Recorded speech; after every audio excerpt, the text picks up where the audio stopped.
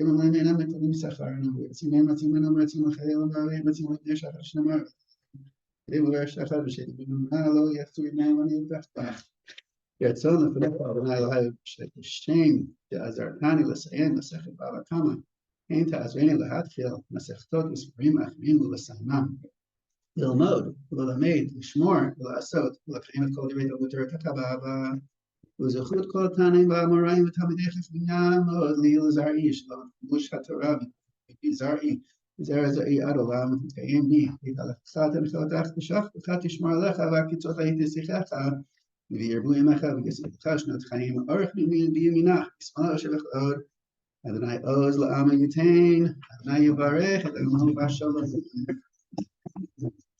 גדל המקדש, שמי רבה, אמרתי היה המקדש, והצדקה יתנו לחיה ומעלני בני קרתה בירושלים, עלייך לב וגבל ונקר, פחנן וקרא, ופחנן ישמעאל אתרי, שב יקרא, וחי חון ויחון וחי דכל את ישראל, בעגלה ובזמן קריב, אמן. אמן. יש נקרא ונקרא, יום היי, ברח נשתבח נתפאר ותרומה מתנשא, ותדר ותלוי ותלש ותקודשה בריך לב.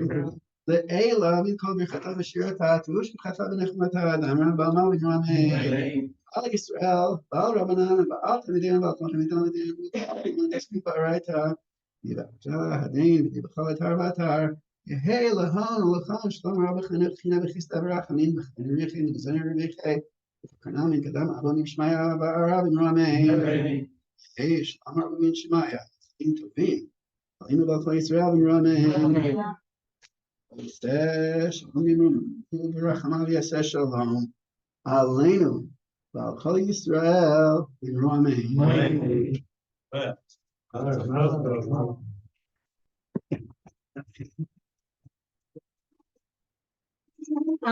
Okay, so that was like the religious bit, out of the way, as it were.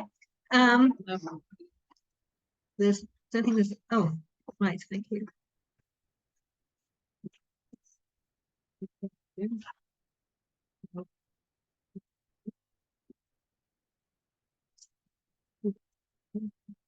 Yeah, there we go. Okay. Right.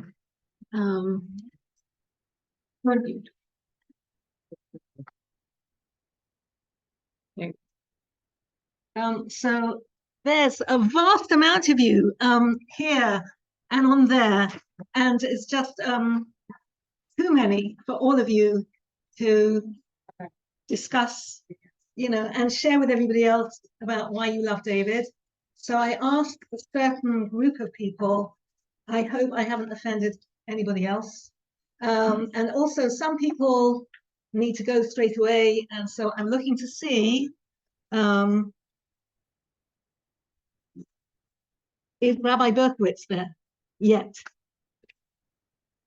Can you can Rav Berkowitz unmute himself if he is there? Oh, okay. Can you do that, please? I'll see if he's there.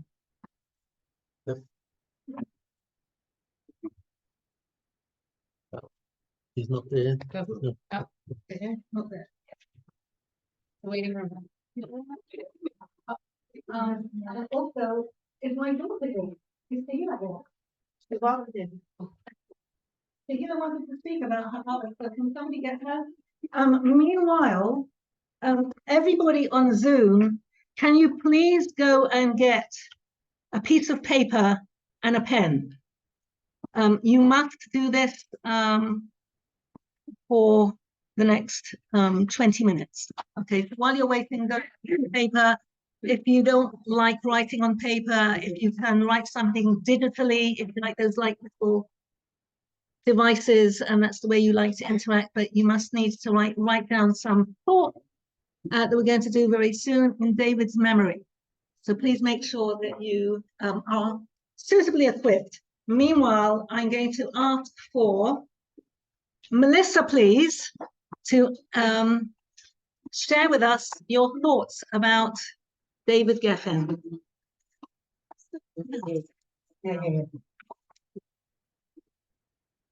We can't hear you. Wait a minute. Just hold on a minute. Ask to unmute.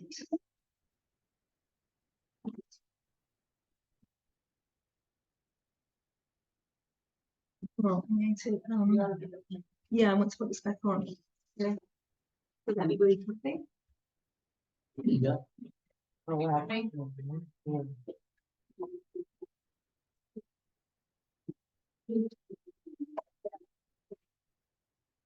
Mute. Ask to unmute. Ah, there she is. Melissa, can you Yeah. say something? Absolutely. Can you hear me? We can. Okay, fantastic. So the photo, this photo of tonight, I took this photo of David on Fellowships 94, that's the Azkara Fellowships program, summer program, on a teal somewhere. We were somewhere. And I think it perfectly captures David's joie de vivre, perfectly.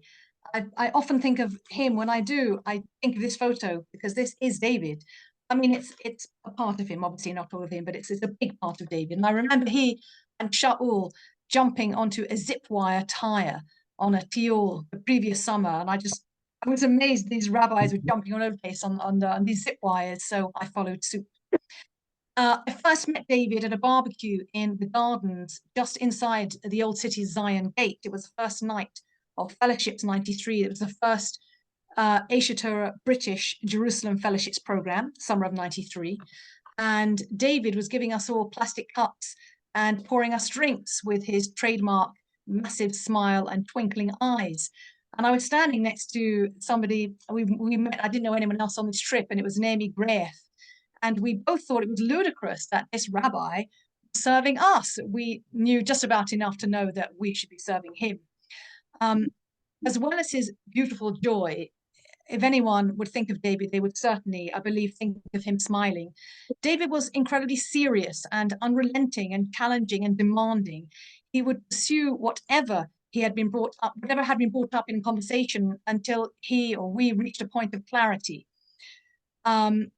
Some years ago, on one of David's trips to London, we met up in Golders Hill Park in London to talk about something to do with divine intervention and free will. And Nomi, you know that I just obsessed with this. I can't quite get clear about it. So I tried to get clear with David about it. I recently had a long conversation with Nomi a few Shabbases ago about the very same thing. So someone had just banged into my car outside our primary school in London. And I told David how I shouted at this woman. I wasn't rude, at least. David then insisted that I phone her up to smooth things out and reminded me that we're all connected. This was years ago. And I did just that. I weirdly phoned her. I hadn't bumped into her, but I apologized to her, of course. And in so doing, explained that we're all connected. And I don't know what, she probably thought it was very strange, but never mind. It was the right thing to do. And David was very, very proud of me that I'd done so. This was just one example of David bringing out the very best in me, and I believe in everyone that he met. One other aspect of David is whenever he saw a need, he would fill it. At the end of Fellowships 94, Cheryl, hi Shares, I saw you in the audience there. At Fellowship 94, Cheryl and I decided that we wanted to or needed to go to a SEM, but of course, we didn't want to go to Neve or IAT. And of course, we ended up in Neve, which was terrific. So David took upon himself to set up a new SEM for us, just a brand new SEM out of nowhere. And he told me that I would need to go with him to America to fundraise. My parents weren't thrilled about this, by the way. It was then that he told me that he didn't like traveling. I knew that he'd been traveling a lot, and he told me he didn't like traveling at all. And all he wanted to do was stay at home with Mommy. David was the most remarkable, unusual, and wonderful person I've ever met. And he was full of love and light and life. He took his Judaism and his relationship with Hashem more seriously than anyone I've met. And I've said this to Nomi, but I'll say it to you here, that David's patira, David's passing is all the proof I need, as if I needed any, that we simply don't understand Hashem, because his passing is totally just something that is incomprehensible. And yeah, I miss him madly. Thank you, Nomi. And please ask everybody Stand up. This is Rabbi Berkowitz who just joined us. And Rosh Hashiva, if you could say that few words. No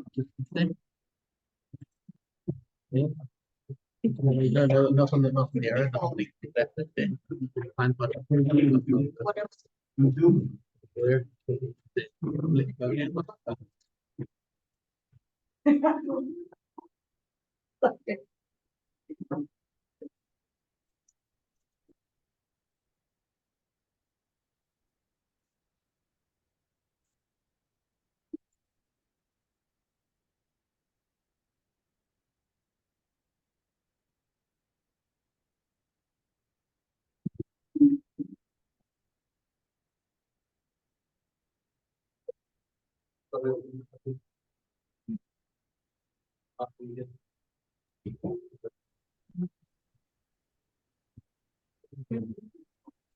Rabbi Berkowitz, could you please unmute?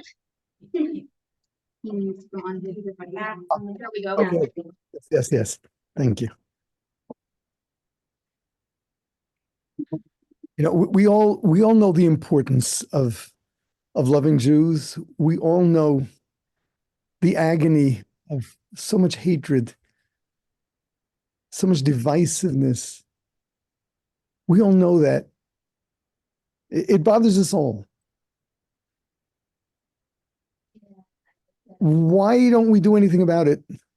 And perhaps I'll speak about myself. Because we sort of give up. We're going to get people to work in unity. We're going to get people who disagree to love. Science fiction.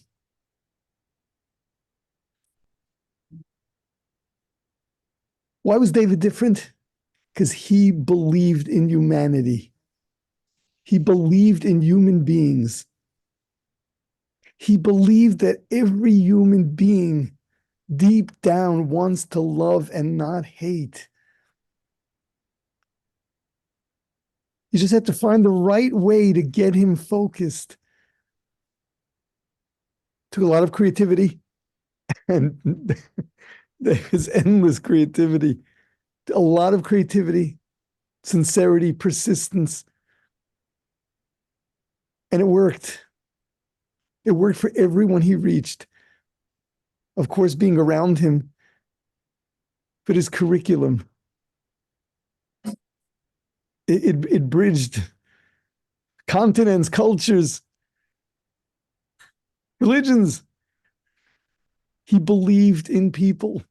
He believed that every human being wants to love.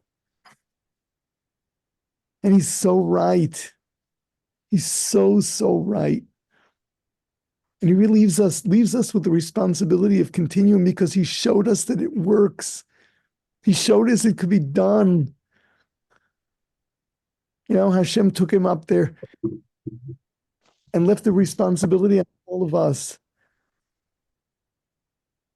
We've got to continue his work.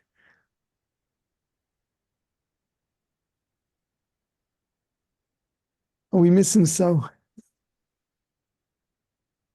We miss that just that positivity, that uplifting feeling, just being around him. That feeling of being calm. Strife is gone. The feeling of meeting a human being that wasn't judging you, that didn't have an agenda, that just loved unconditionally. And most of all, believed in every one of us and believed in every human being. There's so many other things. There's so many other things that one remembers about him. But I think this stands out most. And this is a calling that I think we all have to answer to. We've got to get human beings to love one another. Yes, it's doable. David showed us it's doable.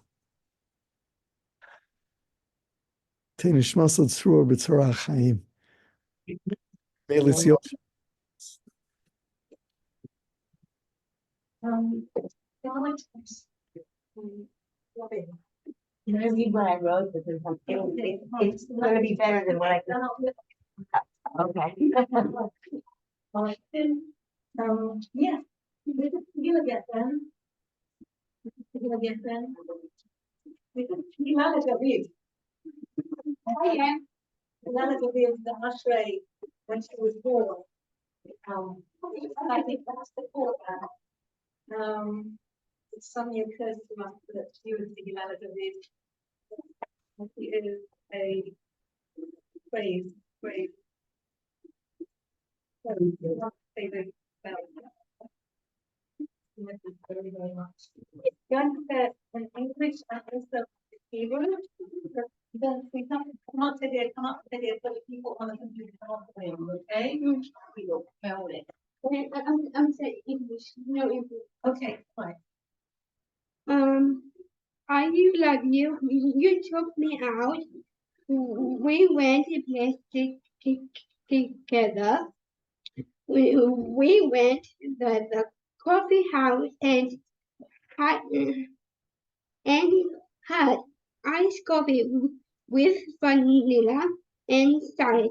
We spoke about employment and work. And when we went to the beach, I would push you into the waves. Waves. Push into the waves. Into the waves. It was fun, and we loved on Shabbat. I would go to Abba's bed and hide. Then Abba came to the room and tickled me, loving and tickled you and called me monster, and we loved and beautiful before it. Abba, you said, look at nice my Shabbat clothes. That I looked with the pleasure I by shooting questions. This animal. And it painted it caught with a person and hit the ball over 100 times. And so we played frisbee. Sometimes I feel sleep on the bed with Emma and I heard you is snowing. Oh, okay. On Shabbos, we did listen to Shalom Aleichem and then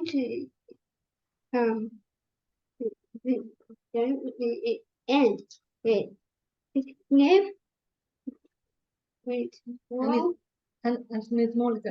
right memorial of it and I am your singer I'm David. Remember that one itself? Wow. Right. Can I ask what I Yeah. Yeah, if you could like, can you for speaking? Thank you so much. Can Yeah, they see you.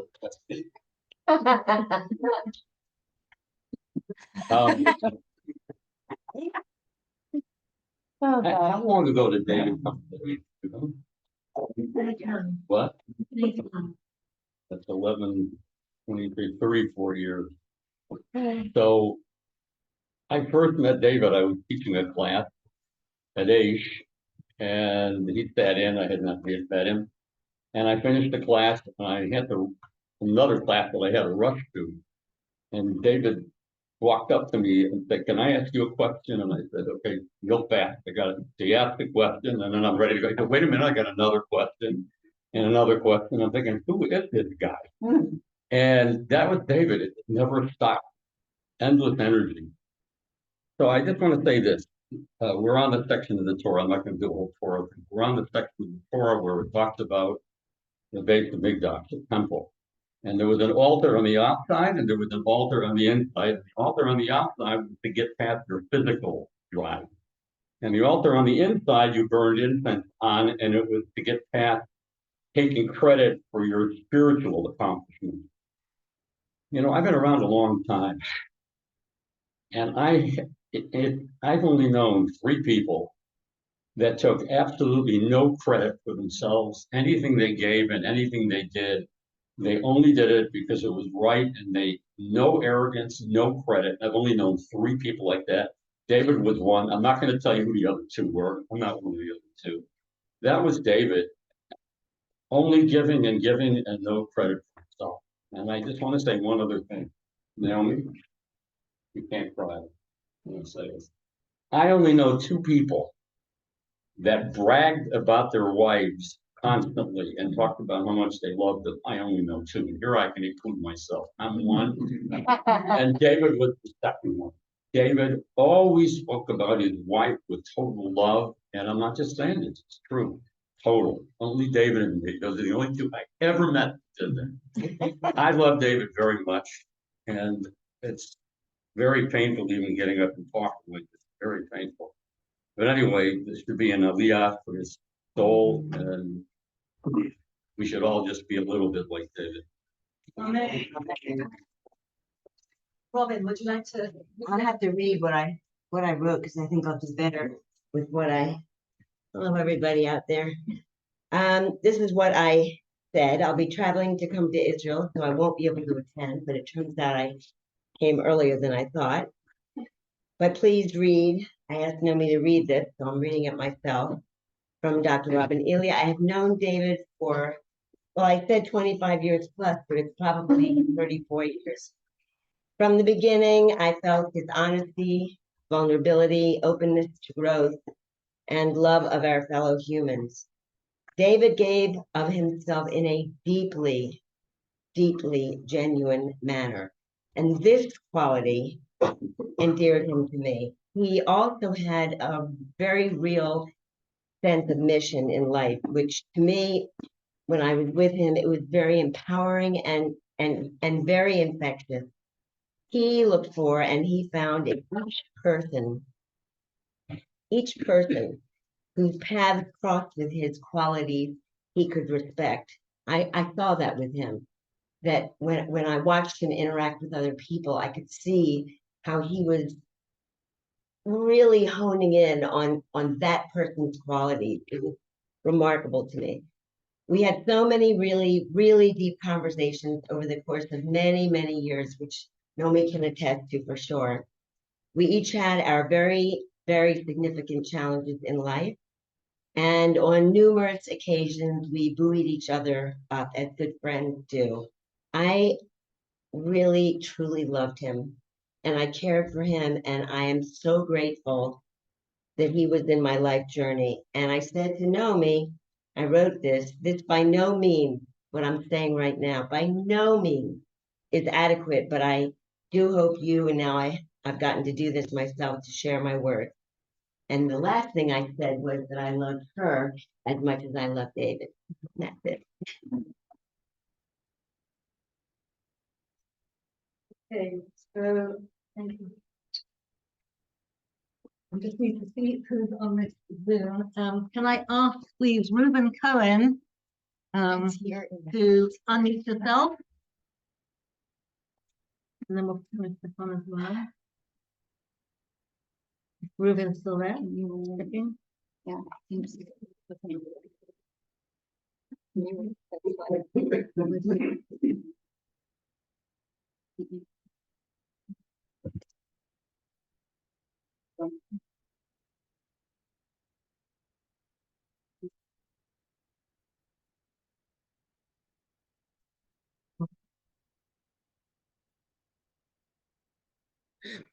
Okay, success. Unmuted. Hello, everybody. I think everybody here this evening loved David, Halav Shalom, very much. And one could not love David without loving his storytelling. He was the ultimate raconteur with a story for every message that he wanted you to understand and take on board. He would tell you the story with a twinkle in his eye, a huge smile, maybe strumming his guitar at the same time. And his story would always leave you with some moral lesson for life. I would not be so presumptuous as to tell a story, since I know I could never reach David's virtuoso level. What I would like to try to do is to understand how comes David had such a repertoire of stories, most of which were from personal experience. Over the years, David strengthened and fine-tuned many of his unique characteristics, his midot, through deep and serious thoughts and study and much hard work. And one of the things that David invested in was his ability to see. David had a unique ability to see what others did not. We read in Tehillim, in Mizmor Kaf Tet Vav, which we say in Hallel, and in Mizmor Kaf Lamed Hey that we add in on Shabbat morning to Psuket Zimra, Pe lahem v'lo yidaberu, einayim lahem v'lo yiru, aznayim lahem v'lo yishma'u, af lahem v'lo yirichum. They have a mouth, but they can't speak. They have eyes, but they can't see. They have ears, but they can't hear. And they have a nose, but they can't smell. Now, these verses actually speak about idols. But more than that David HaMelech mocks the idols, he mocks the idolaters. After all, their mouths speak, their eyes see, their eyes hear, and their noses smell. But since they're blind to seeing the truth, their ability to see and hear has no meaning. And in fact, they are blind and deaf just like the statues that they created and worshipped. In fact, we actually meet a personality in the Torah who illustrates this point very clearly. We read about Bilam in the famous episode when he was riding his donkey and did not see the angel blocking his way. The pasuk in the Torah says, "Vayegal Hashem et enei Bilam." God revealed to Bilam's eyes, and then he saw the angel. So he literally opened his eyes for him. So I think that what we saw in Tehillim and the story of Bilam relate to us as well.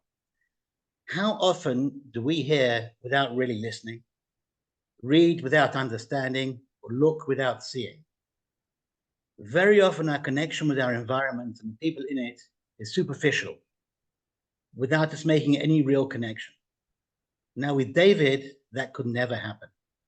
He would meet someone whom us regular people would show no interest in. For example, a busker playing music in a pedestrian tunnel in the London Underground, or a person begging for money on a street corner. And he would see through the outer layer of that person and make an immediate personal connection. David, the ultimate people person, could connect directly to their soul. David had a unique ability to see what others could not. He was also able to see things in the Torah and reveal the 71st secret from the Psukim. He would delight in reading the Torah, and he would very often ignore the punctuation and then discover a whole new meaning and lesson. David illustrated this with his study of the concept of Echad. How many times have we said Shema without attempting to understand and reveal the true deep meaning of its words? Now with David, that could never happen. David saw the world in a different way from most of us. He truly believed that looking was not enough. He looked, he investigated, he thought, and then he saw. Hashem created a world that is multi-layered, and the ability to discover and reveal those layers is achieved through practice. David spent his time doing just that, and he wanted to teach us to do the same through loving classroom. As we read in Masechet Avot, Amar lahem tz'u uru'u eze derech yeshara shibak ba'hadam. Go and see what is the right way that a person should behave. Rabbi Eliezer Omer Ayin Tova. Rabbi Eliezer says, Ayin Tova, a good eye. David had that unique ability to see good when others could not. And that is the reason that David was such a good storyteller. He looked and he saw, and all he saw was good. He had an Ein Tova. We miss you, David. Thank you for your stories, and thank you for opening our eyes.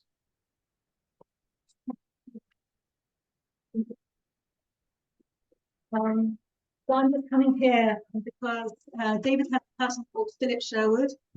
And I'm not quite sure Philip's here, but he also didn't want to say something in public, but he has given me permission. Philip grew up with David. They used to be at each other's houses in the summer holidays and other times during the year, and they used to play together. So this is David and boy. David is another cousin of theirs, another David Silk, our cousin, and I would loiter with no intent around the swimming pool during the summer. One fine day, we were playing with his sister's memento from Israel, a rusted, crushed AK-47 gun. This led to a complicated game with water pistols running outside the house, in and out of the garden. Two cars came screamingly fast up the road and screeched to a halt, and out leapt many armed street clothes detectives, alerted to a gang fight by a passing motorist. Auntie Joan, your mum, made tea and cheesecake for all. And so I just replied to him, by the way, I remember David telling me about a friend, or you, or David Silk, waiting at a bus stop, and then he, David, and some other friends reaching to a halt in David's car, running out, grabbing the bus stop friend, stuffing him in the boot of the car and driving off, all to see if anyone else at the bus stop would report them to the police. Were you in this little game? And he said, no, I wasn't, but it was very David. So this was David's attempt, like he used to film these things, these incidents as well, like his introduction to like the world of film, and also like testing to see whether the public cares about other people being hurt. I would like to call up Rabbi to say some words. Yes,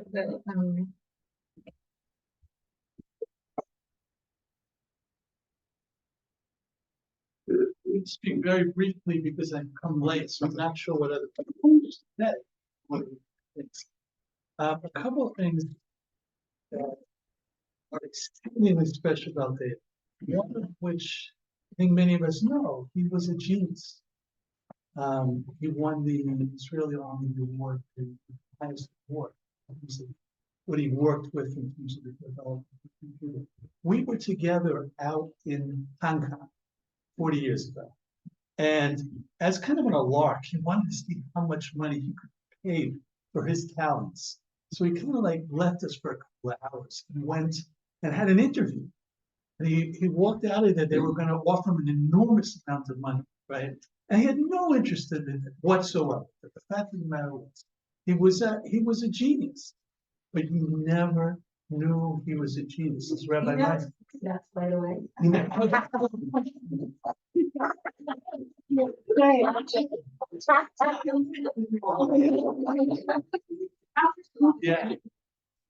He had no interest in it. He was just a lot how much you could make. But he never, ever let anybody know, right? You had his humility was tremendous. I mean, when he walked in through, he was the smartest person in the room. There's no question about it. He would never think that. And the other thing that I really think is, I don't know if people talk about family work.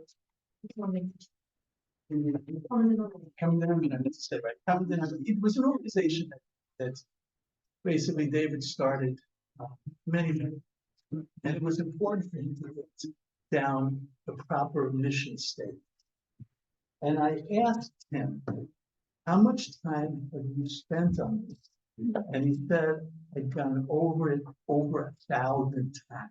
Yes, I can attest to that because it tests me out every day. What do you think of this version? Is it any different from when we gave you like 3 minutes ago or 15 minutes ago or yesterday or last week? Because So the dedication, I mean, he spent months and months and months just trying to figure out what were the right words for the mission. I don't know anybody who's got that kind of vision. So he was an incredibly humble person, a brilliant person, and just adding to what everybody else. Very, very loved. Really, really, really, really very much. I think we always-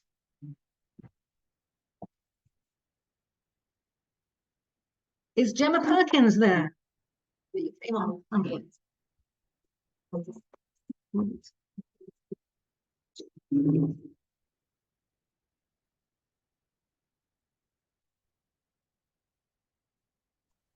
Ah, there's the unmute. Hello.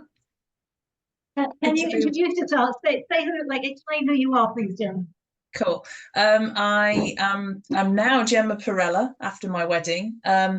I worked with David and Naomi, and I can see also Talani, Kyle, and a few other familiar faces on Loving Classroom. And I think a friend introduced me to David, and I'm sure most of you will have been aware of David's style of just bumping into anybody and being able to have an enthusiastic, bright, interesting conversation. So we were kind of thrown together, and I had no idea why or what to expect, but I was told, David's interested in education, you should have a chat with him. So I met him in London, and he told me all about Loving Classroom and the mission to help build a loving world and help young people to, I guess, be in touch with the deeper foundations of what it takes to create long-lasting peace and know yourself and build community and do all of the things that help make a society healthy and happy. And it was so inspiring. And so we worked together for a number of years. And what I fondly remember and love about David is his unwavering enthusiasm. For every problem, he thought of a number of solutions, which often involved a guitar or something creative, something brightly coloured. His ability to have a great conversation with anybody and take a genuine interest in them. But I also really appreciate that David was able to speak in spiritual terms. Obviously, he is a person of faith, and we talked a lot about Judaism. I'm not Jewish myself, but as somebody who is not traditionally religious, I really enjoyed having conversations about the philosophy of what it means to connect to wider humanity and different ways of approaching that. And I think he's really ahead of his time in terms of getting people to consider more inclusive ways of looking at spirituality. And my hope would be that that legacy lives on and that more people can access a sense of connectedness, whether they have faith or no faith or whatever that faith is. So yeah, he was an absolute pleasure to work with, and it's a joy to see that the work can carry on and that the Loving Classroom kind of project and ethos has already made such an impact, and hopefully will continue to do so. Thank you. Okay, I'd like to call upon Rabbi Naftali Schiff now to please unmute yourself.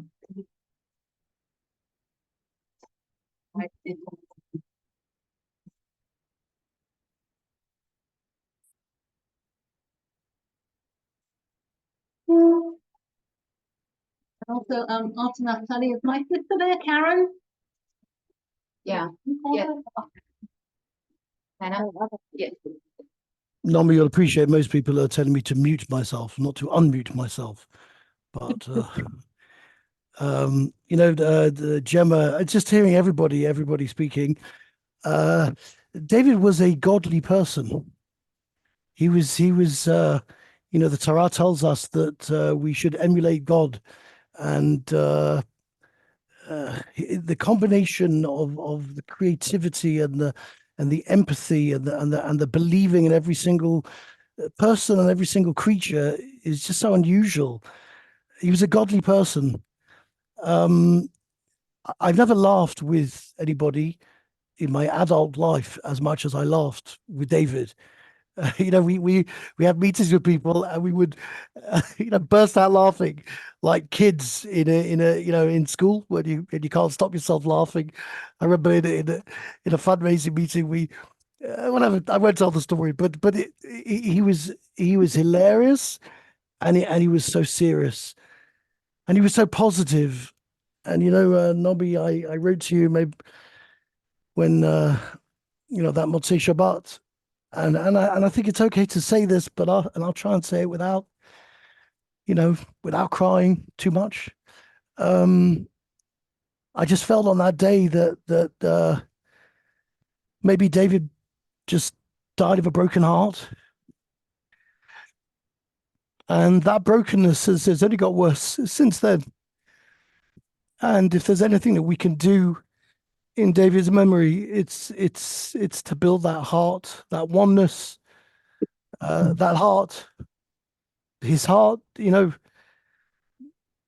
broke, and we've got to rebuild it. I was thinking of which verse in the Bible most reflects David. And there's a verse in Proverbs in Mishlei Kaf Zayin, and the verse says, "K'mayim hapanim lepanim kein lev ha'adam la'adam." K'mayim hapanim lepanim, k'mayim like water, hapanim lepanim. So is one face to another face. Kein lev ha'adam la'adam. So is the heart of man to man. When you look in water, you see your reflection. When you look in somebody else's face, they reflect your face. And that picture of David that you sent round for this Zoom, that face of optimism, of positivity, of aspiration, of just seeing the beauty in everything and everyone, that was David. And that is the heart that we need to rebuild. And I was thinking of the passage in the Talmud that most resonates with what David was to me. And, Nomi, you asked me to say what of his impact on my life. I wouldn't be what I am today, and I wouldn't have achieved anything if David hadn't been the guy to persuade me to step into HUK. And then, as Rabbi Meyer said, he stepped aside. He wasn't interested in the limelight. He wasn't interested in everything that he had invested for 3 years, 4 years. He went on to try and make world peace, shalom l'dorot, peace for all the generations. And he said, "Listen, Naftali, you can do this. You can do this." He said you could do it better than him, which of course I didn't do. But if HUK has had any impact for these 28 years since he left, it's because after all the people who tried, David, with his sincerity and his authenticity and his purity, persuaded me to do it. And then the bastard left me in the yeah.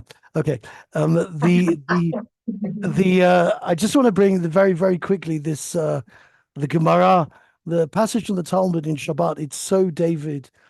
The passage in the Talmud says, "Righteous people are aluvim ve'inam olvim." People can insult them, but they don't insult back. Shomim cherpatan. They listen to people dismissing them. Ve'inam meshivim. They don't reply. They don't give back. Osim me'ahava. They do whatever they do me'ahava, from a place of love. Usmeichim be'yisurin.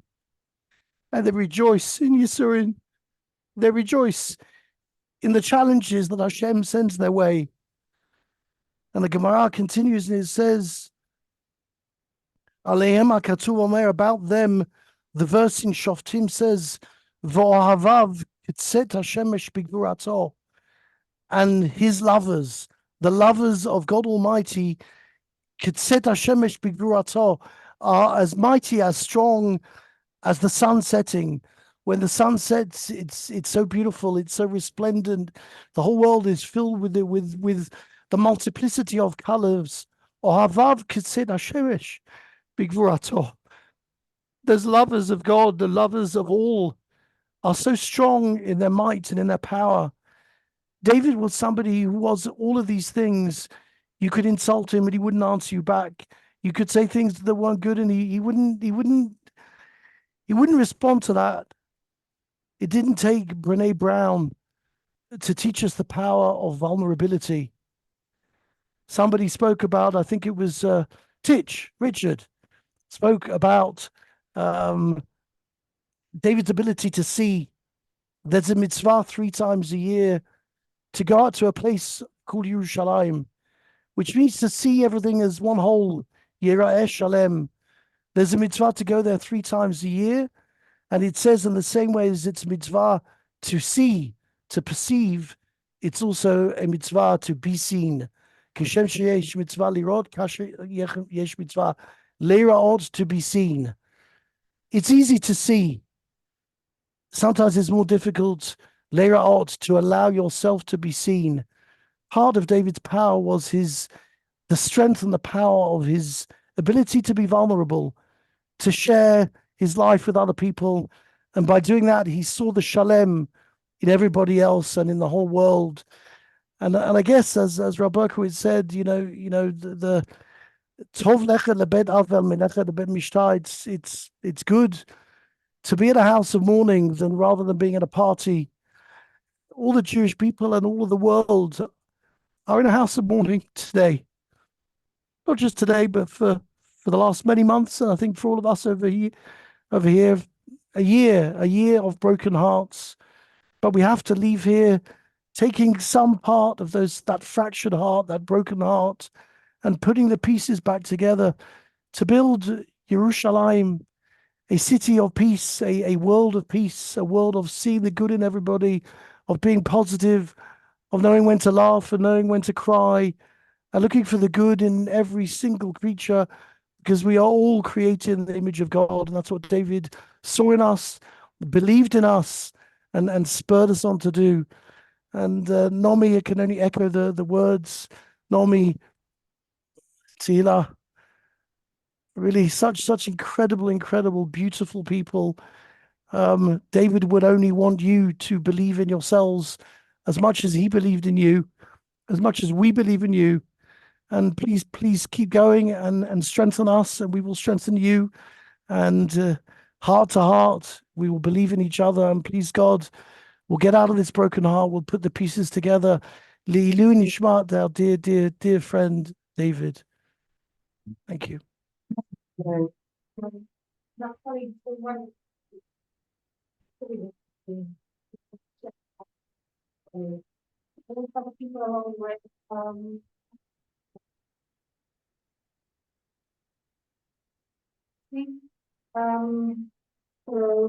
Is my sister here? Yeah, I'm behind it. Oh, yeah.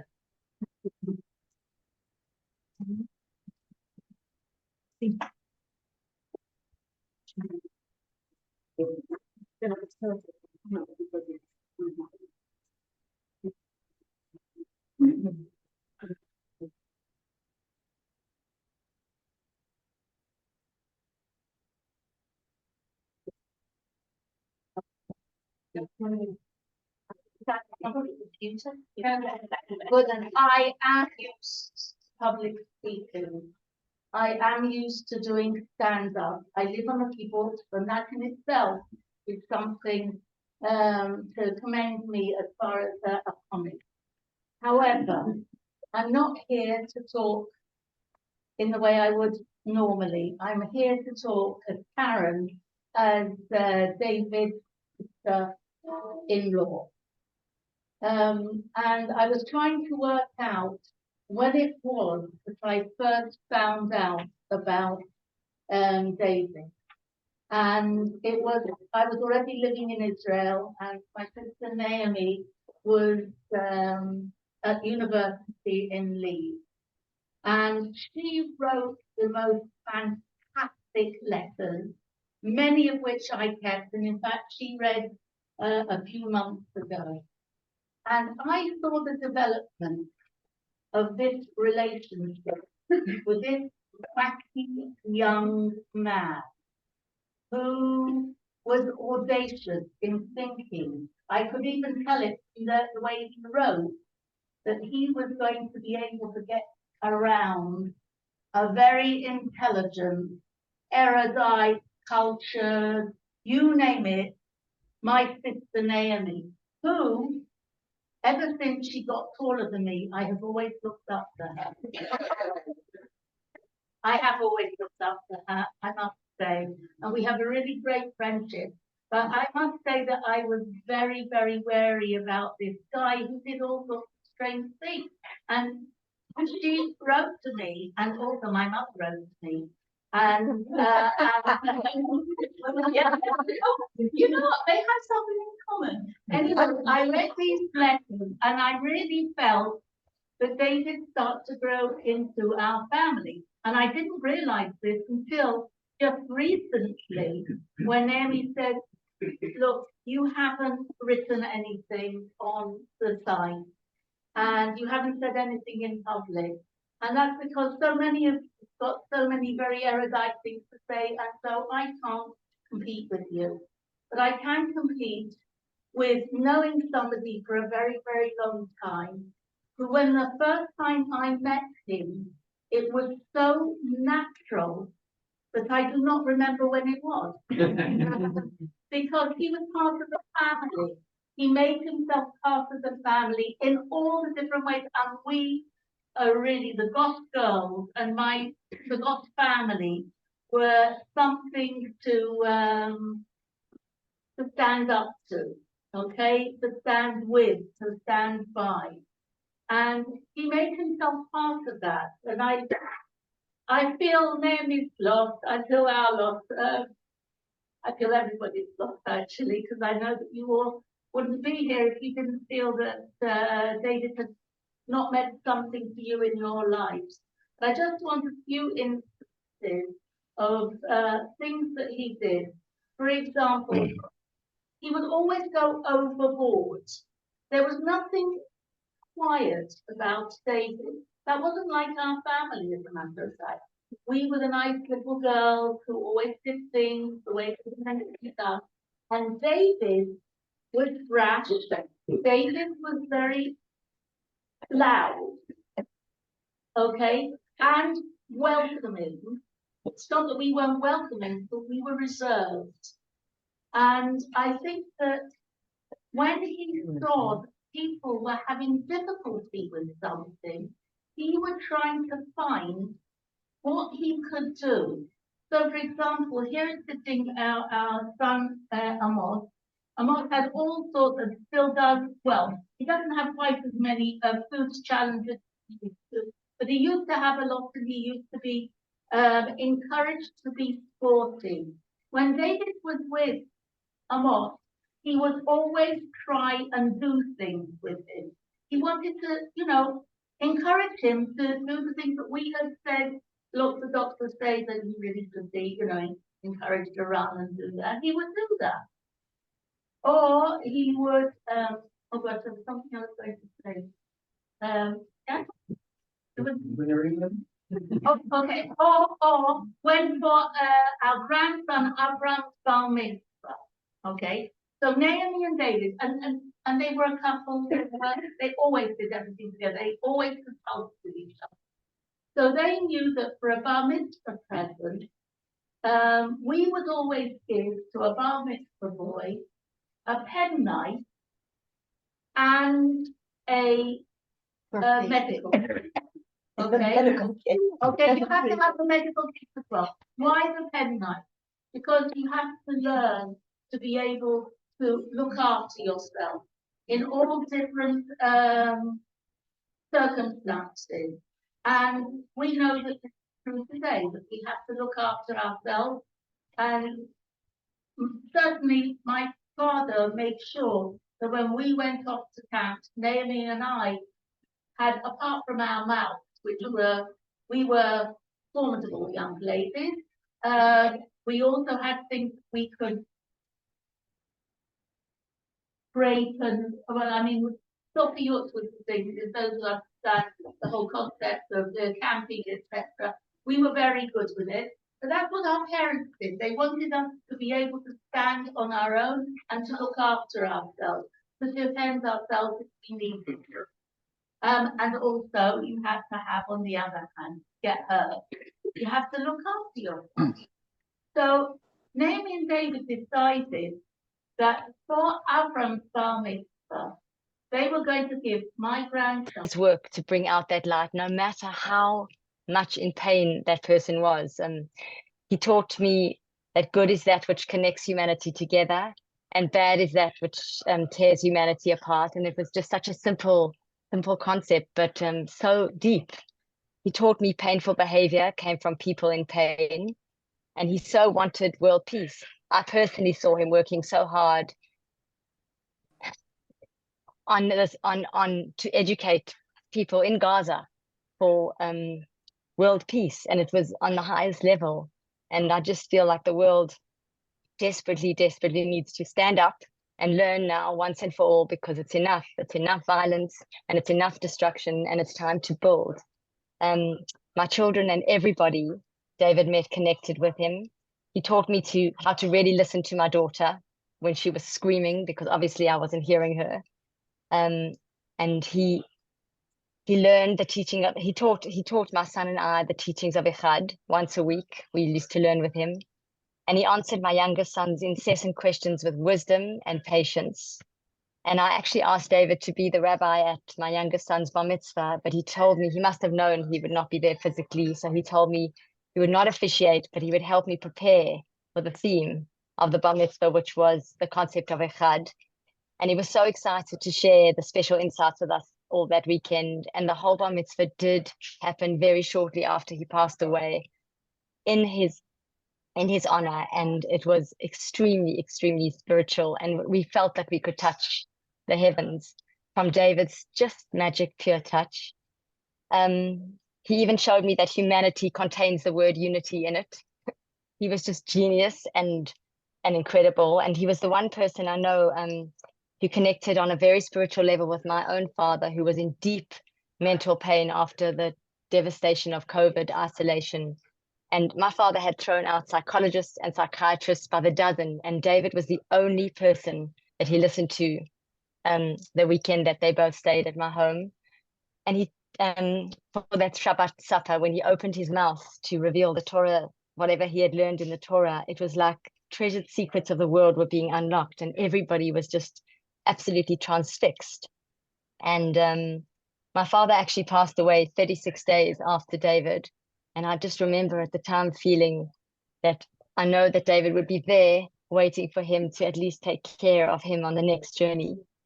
David tried to make our world a better place, and he did not do this for money. He did this for love. He once actually shared with me a beautiful quote, which he said really spoke to him, and it spoke to me as well. It's from a book he read called The Soul of Money. It says, I asked for strength, and God gave me difficulties to make me strong. I asked for wisdom, and God gave me problems to learn to solve. I asked for prosperity, and God gave me a brain and brawn to work. I asked for courage, and God gave me dangers to overcome. I asked for love, and God gave me people to help. I asked for favors, and God gave me opportunities. I received nothing I wanted and everything I needed. David taught anyone who wants to learn from him everything they needed to learn in life. He taught us love. Love is everything and the principal force we need to heal our world. Now let's put David's lessons in practice and build that loving world in his honor, in his eternal memory. Amen.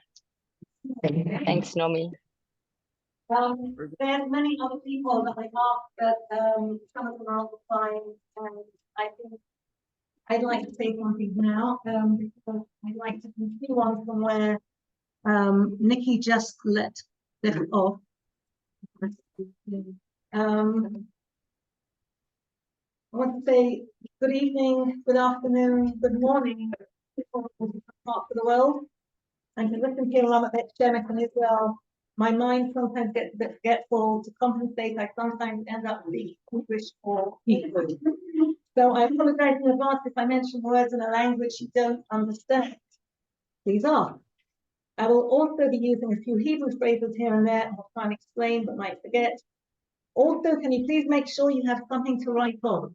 Everybody here has been given some paper and pen, or a digital folder, or a will be soon.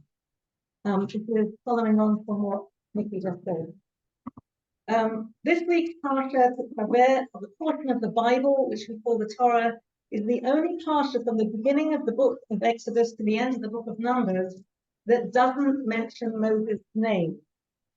Rabbi Jonathan Sachs has left his memory notes. For most of the narrative, Moses is center stage. So the omission of his name in this parsha is discussed by many commentators. The Vilna Gaon suggests that since Moses died on the 7th of Adar, which was like 5 days ago, which is the approximate time of the year when we read it there, the absence of his name is the recognition of this loss.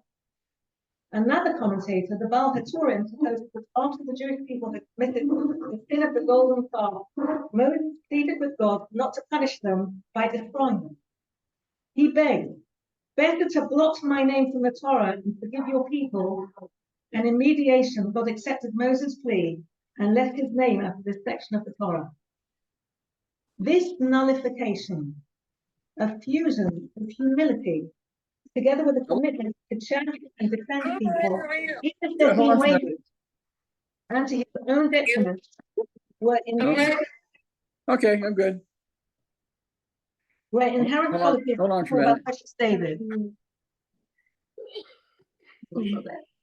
People are still there. Okay. He was one of the same, a larger than life personality, and yet incredibly humble.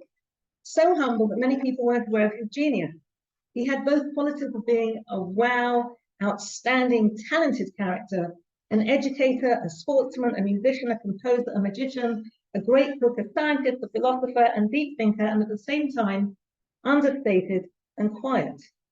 A modest introvert. Yes, really. I know my sister said that he blasted, that he would his being, his whole his natural tendency was an introvert. He forced himself to be extrovert in order to bring people in. He made little of himself and his achievements. He was always conscious of being pure, doing the right thing both in private and public.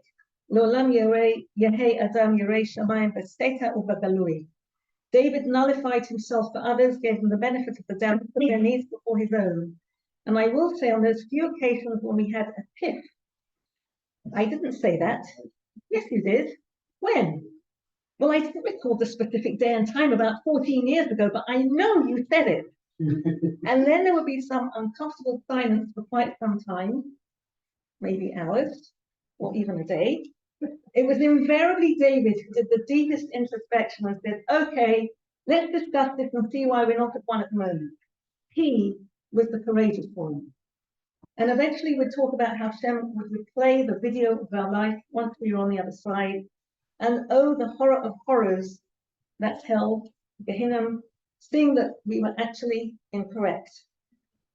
Well, David, you're over there now. And I suspect you and Hashem have been giggling over those times when you were probably correct. Ah, you see? She's still hanging on to that idea that she might have been correct by using the word probably. Well, if he was so simple, maybe it would have been more fitting for me to observe this Memorial Day simply with my close family, reciting some psalms, prayers, and giving charity. In his book, Gesher Chaim, The Bridge of Life, Rabbi Tukazinski of blessed memory directs his disciples and children, and I guess readers of his work, to study and never forget that life has to have purpose. But this very worrying time in world history, I feel that David stretched his purpose in life, his legacy, his dream of echad, of oneness, cannot go unnoticed. And that's why we are gathered here now, together in person or on Zoom. Growing up in Bournemouth in the 1960s and 70s, David struggled at school. He was quite severely dyslexic and had ADHD, but neither diagnosis was recognized at the time, and so he was just regarded by both students and teaching staff as a stupid, naughty boy. Close to bottom of the class for many years, he failed academically at school until one teacher took a kind interest in David. With a few encouraging words, He told David that he would just apply himself and work hard. He could succeed. He would succeed. And indeed, those few words of positive support were enough to get David through his exam and into university. This lesson, active, positive encouragement, stayed close to his heart evermore and served as the fundamental principle behind positive relationship education, which is the syllabus of Loving Classroom. Concerned about the lack of unity in the Jewish people and division and strife throughout humanity, David delved into the idea of oneness, echad. How can we unify and resonate when we're all so different? As a musician and a scientist, David was fascinated by the idea of resonance and how tuning forks work. He discovered that if you play a certain note on a guitar, then that same note on another guitar in the same room will reverberate. Fascinated by this concept, he wondered how to resonate or reverberate with Hashem, the creator of the universe. What's Hashem's note? He searched through Torah until he found his eureka moment. And then he needed to remember this source quote, chapter and verse. Remembering these details were hard for him, a different part of the brain. So to overcome, he utilized mnemonics or his cues. And in this instance, Hashem's note was in a very well-known verse in the Torah.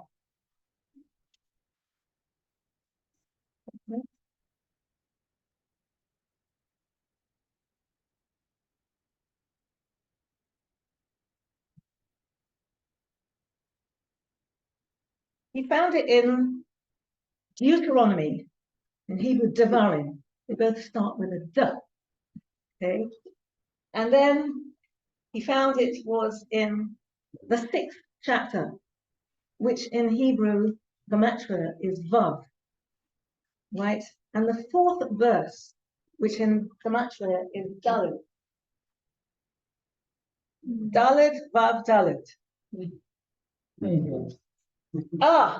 Now I have a way of remembering this particular quotation. I'll never forget it because it's mine.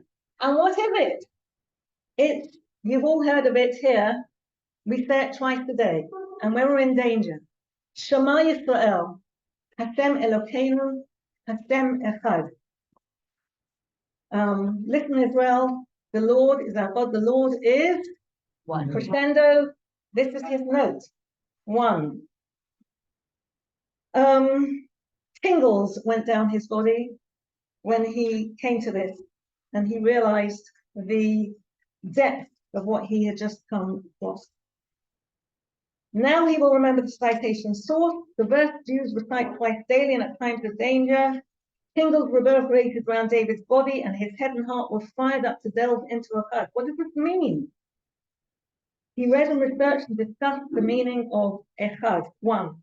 It meant unifying everything in the universe. It meant creating bridges and removing divisions. It meant forging, building, improving, repairing, and refining relationships. Many Jewish people will understand that in the summer month of Av, we need to work on repairing relationships. We talk about eliminating sinat chinam, baseless hatred, instead of focusing on love, for the sake of love, for the sake of unity in the month of Av. But David took this exceptionally seriously. This was his purpose in life, to implement the Sidai not only during the month of Av, but consistently and continually, every minute of every day, throughout the year, every year. And he felt substantiated even further because we are directed in the Shema for what? For love. An all-encompassing love, with all your hearts, with all your might, with all your possessions. And what do? You're meant to talk about it all the time and teach it to your children.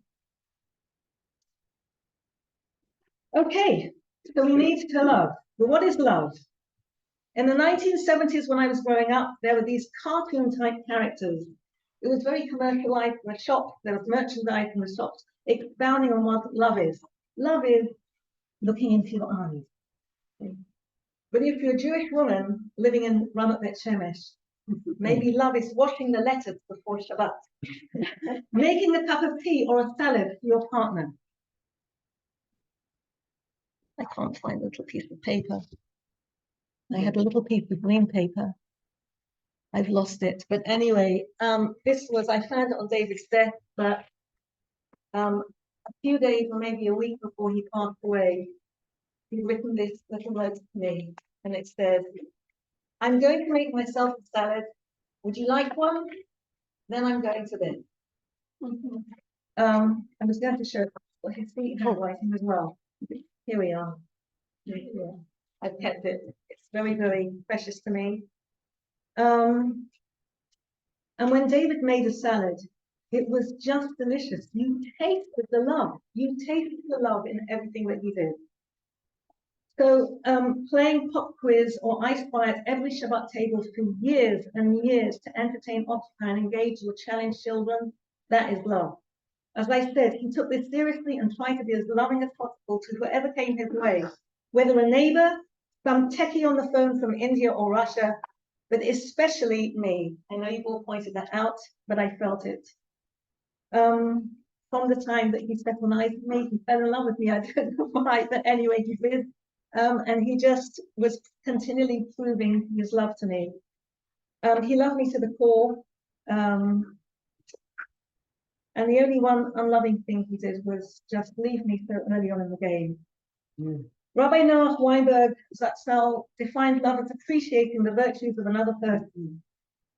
And so David took this definition, he worked on it, our program Loving Classroom, and he created the steps.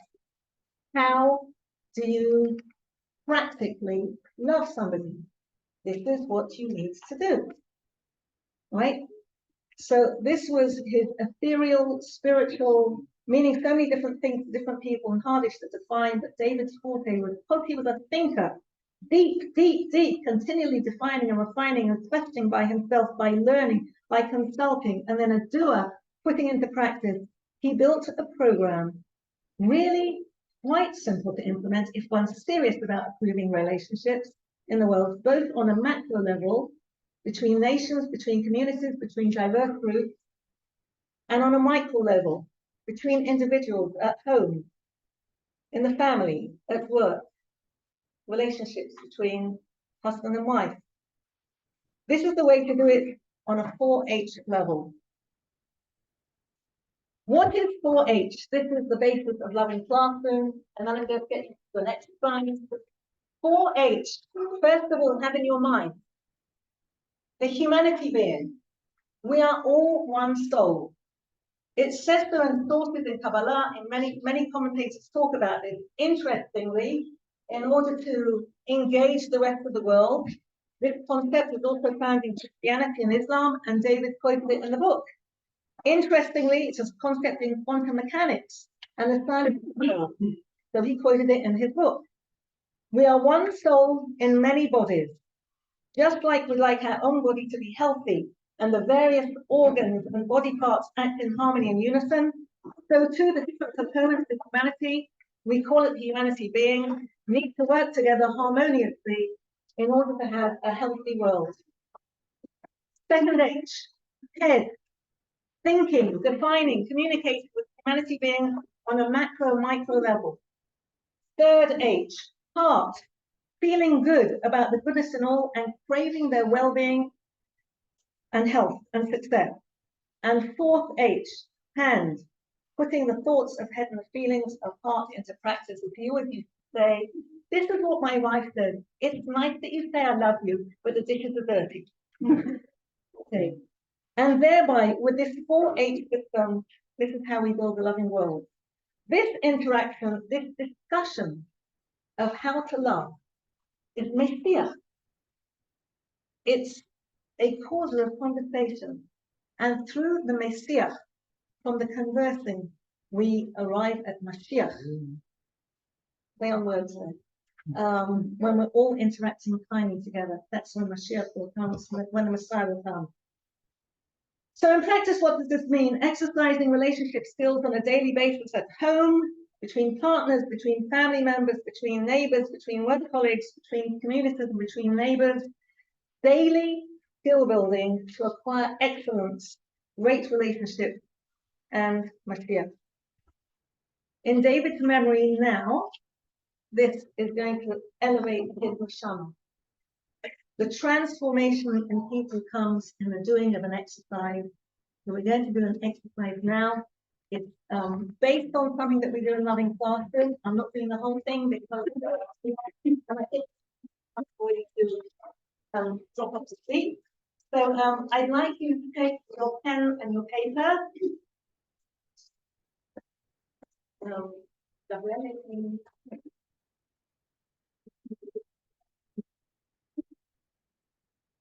Like you, before you write anything down, I'd like you to close your eyes. Anybody now, please put them down.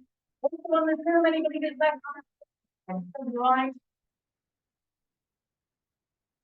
Imagine if the world run according to the following structures. Respect, compassion, listening, kindness, gratitude, love, friendship, and care. Just life. Imagine a world into with people interested in that. What would it look like? No wars, no abuse, no bullying. Okay, that's what we want to know here. Being one doesn't mean being the same. You know, it's being political, people, and something private. Now, check on we ask not to be following. You have to find out.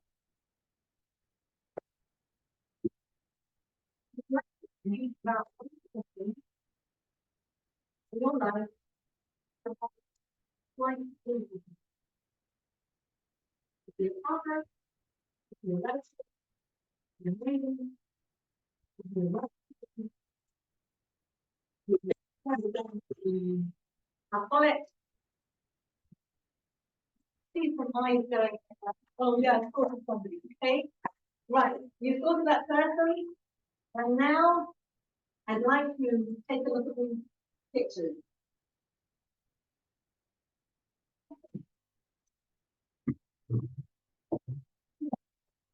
Let's see.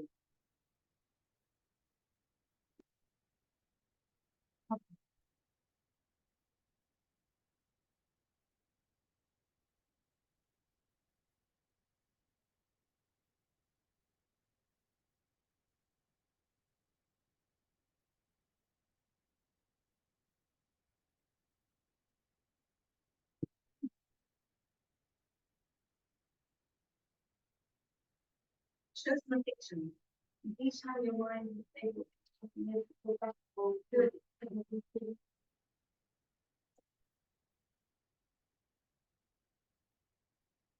Breath. Breath.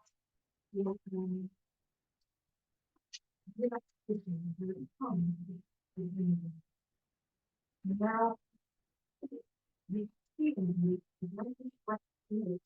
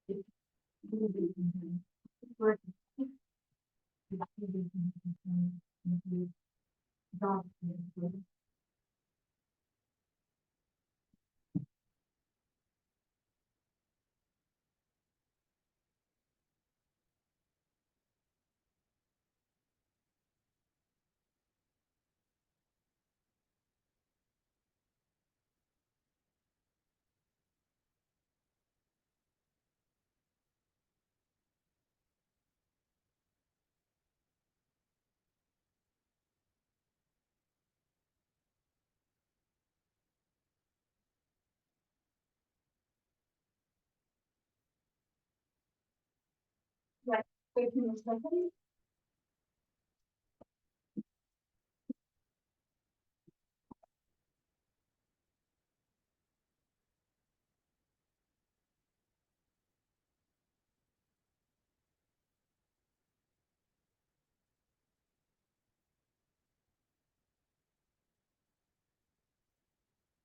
This fall, we've done this, actually what we do, after children to write the letter. And then afterwards, we show them the pictures. After they see the picture, we ask the child, and invariably the second time around. Massive.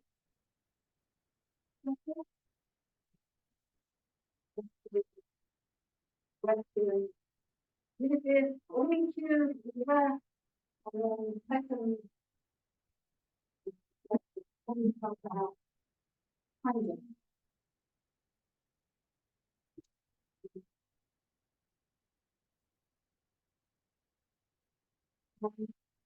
These are children have been doing this. That the relationship is head with regard to this. I'm going to ask you to, if I'm not going to follow up, you actually gave your kids, give them a person right? I'm saying if they usually mind.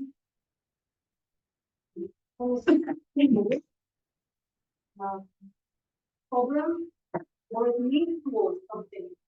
It can be great feedback. They and sometimes they have to remember like going after. And if not, you go home and consider like maybe I should change my letter a little bit. How would I like to see the person I'm thinking for? What would I like to see? What would I not like to see? And then review your letter again. These are the points like often they are absolutely responsible. It is important is that you can think about things. You can sometimes feel about things. And sometimes it's like thinking about things. There's always different possibilities, but what is thinking? Basically, reduction of violence, bullying,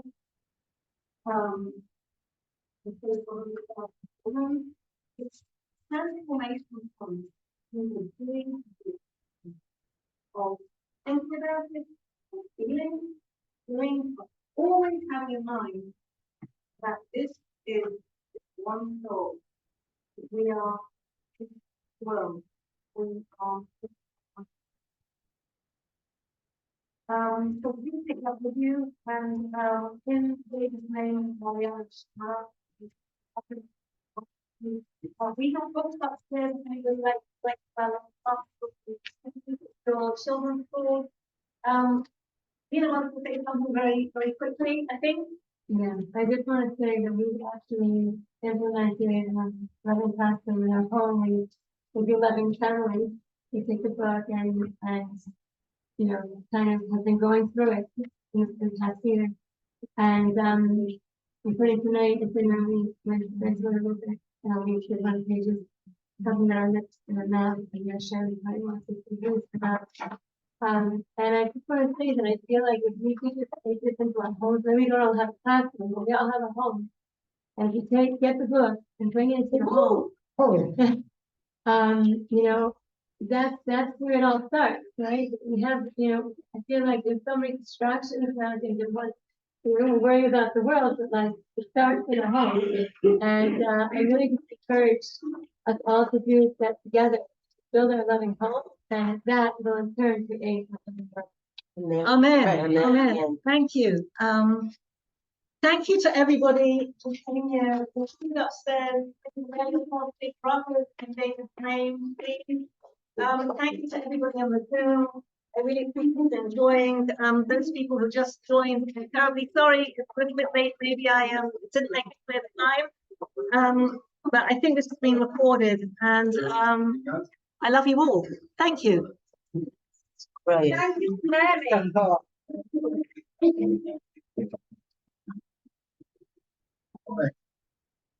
Oh, my goodness.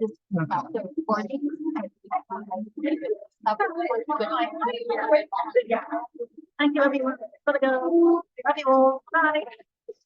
Oh. Wow.